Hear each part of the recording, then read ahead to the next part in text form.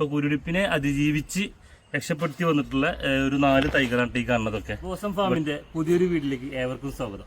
ഇത് നമ്മുടെ ബജ്ജിമുളകാണ് കേട്ടോ. നമ്മുടെ ഫാമിൽ നമ്മൾ പുതിയതായിട്ടുള്ള എല്ലാ ടൈപ്പ് പച്ചക്കറി ചെയ്യുമ്പോഴും നമ്മൾ എന്ത് ചെയ്യും, കുറച്ച് ഐറ്റംസിനെ നമ്മൾ ചെറിയ ക്വാണ്ടിറ്റിയിൽ ചെയ്ത് നോക്കും. കാരണം ഇത് വിജയിക്കുമോ, ഇതെങ്ങനെ ഇതിൻ്റെ അസുഖങ്ങൾ വരുന്നത്, മറ്റുള്ള കാര്യങ്ങളെ കുറിച്ചിട്ട് എനിക്ക് അറിയാൻ വേണ്ടിയിട്ട് ഞാൻ എന്ത് ചെയ്യും, എൻ്റെ വക ഫസ്റ്റ് ഒരു പരീക്ഷണം നടത്താറുണ്ട്.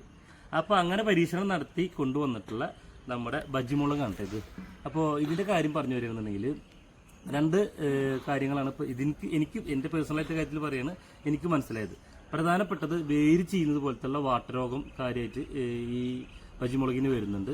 പിന്നെ മനസ്സിലായത് നമ്മളെല്ലാ മുളകിനും കാണപ്പെടുന്ന കുരുടിപ്പ്, അത് പക്ഷേ വളരെ പെട്ടെന്ന് വരുന്നുണ്ട്. വളരെ ചുരുങ്ങിയ സമയം കൊണ്ട് തന്നെ ഇത് കാര്യമായിട്ട് ഇതിനെ പടർന്ന് പിടിക്കുന്നുണ്ട്.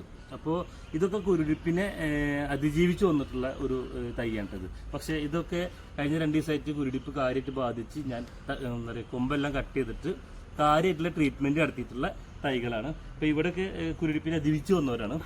പിന്നെ വാട്ടരോഗം ചെറുതായിട്ട് വന്നിട്ടുണ്ടായിരുന്നു. അതായത് വേര് ചെയ്യുക, അമിതമായ നന കൊണ്ടൊന്നുമല്ല, എങ്ങനെയെന്നറിയില്ല, വേര് ചീഞ്ഞ് വരുന്നു. അങ്ങനെ ഈ 2 കാര്യങ്ങളാണ് ഇതിന്ന് എന്താ പറയുക ഇതിന് പെട്ടെന്ന് ബാധിക്കും എന്നുള്ളത് മനസ്സിലാക്കാൻ പറ്റിയത്.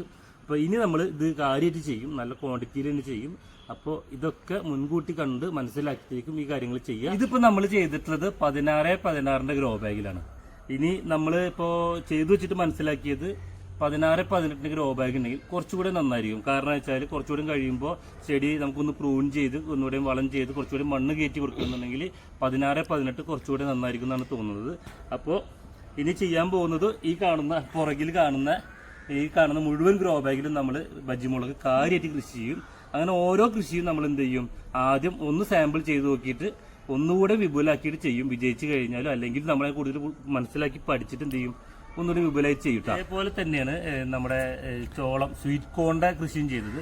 ആദ്യം ഒരു 30 ഗ്രോ ബാഗിൽ നന്നായിട്ട് ചെയ്ത് നോക്കി അതിൻ്റെ കാര്യങ്ങളെല്ലാം കൂടുതലായിട്ട് പഠിച്ച് മനസ്സിലാക്കിയതിന് ശേഷം നമ്മൾ എന്ത് ചെയ്യുന്നത്, ഇപ്പോൾ 300ഓളം ഗ്രോ ബാഗിൽ നമ്മൾ എന്ത് ചെയ്യുന്നുണ്ട്, സ്വീറ്റ് കോൺ ചെയ്യുന്നുണ്ട്. കാരണം അതിൻ്റെ ആവശ്യക്കാർ നമുക്ക് വരുന്നുള്ളൂ, അതിൻ്റെ വിളവെടുപ്പിൻ്റെ ആവശ്യം നമുക്കുള്ളൂ. അപ്പോൾ അതേപോലെ തന്നെ ഒരുപാട് കയറി ചെയ്യില്ല, നമുക്ക് ആവശ്യമുള്ളതും നമുക്ക് വിപണി കണ്ടെത്താൻ പറ്റുന്ന ക്വാണ്ടിറ്റി മാത്രമേ നമ്മൾ എന്ത് ചെയ്യുള്ളൂ, കൃഷി ചെയ്യുന്നുള്ളൂ. വീഡിയോ എടുക്കുന്നത് സിദ്ധു ഇതൊന്ന് കാണിച്ചു കൊടുത്താൽ ഇതൊന്ന് കണ്ടാ, ഇതാണ് നമ്മളെ ബജ്ജിമുളക് നന്നായിട്ട് ചെയ്യുന്നുണ്ട്. ആദ്യമായിട്ടാണ് ഞാൻ ബജ്ജിമുളക് കൃഷി ചെയ്യണത്.